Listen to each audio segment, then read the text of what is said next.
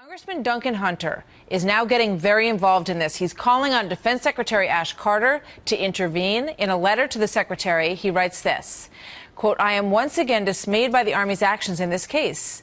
Sergeant First Class Martland has served honorably for more than 11 years, and importantly, he has earned the trust and respect of his fellow soldiers." Pete Hegseth is CEO of Concerned Veterans for America and a Fox News contributor. Pete, good morning. Good to have you here this morning. Tell us what you know about this situation. Sure.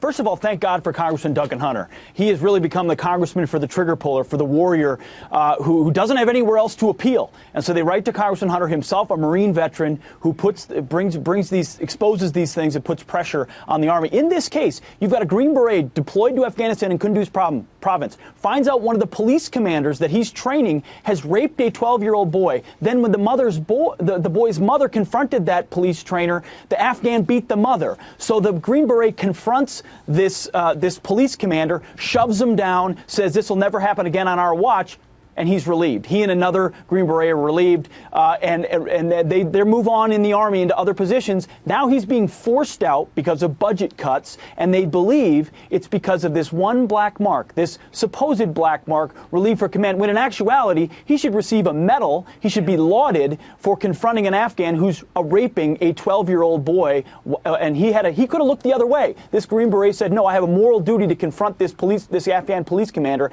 and he did. Yeah, it's a pretty horrific story, and one of his former teammates said what you just said. He said, if I was a commander, I would have given him an award.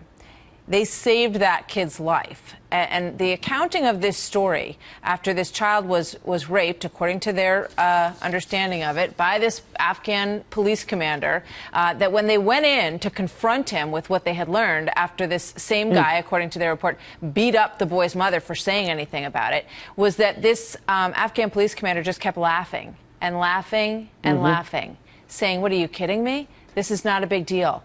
And that, of course, outraged First Class Charles Martland, and he responded by shoving him, according to this report. Where's this going to go? I mean, at this point, does he have any recourse? Well, usually you're going to a congressman as a last recourse. I mean, it looks like the Sergeant First Class will be forced out on 1 November if nothing changes. And it's indicative, really, of an Army that's more risk-averse, has more risk aversion in it oftentimes than warrior ethos. I mean, this guy has, not just since Afghanistan, was second in his class of 400 Green Berets, a training element. This guy is lauded by fellow service members as one of the best of the best, really one of the best of the best Green Berets, the type that you would keep through a board review. The Army is reviewing folks it has because it's shrinking, and when you shrink, you have to force people out.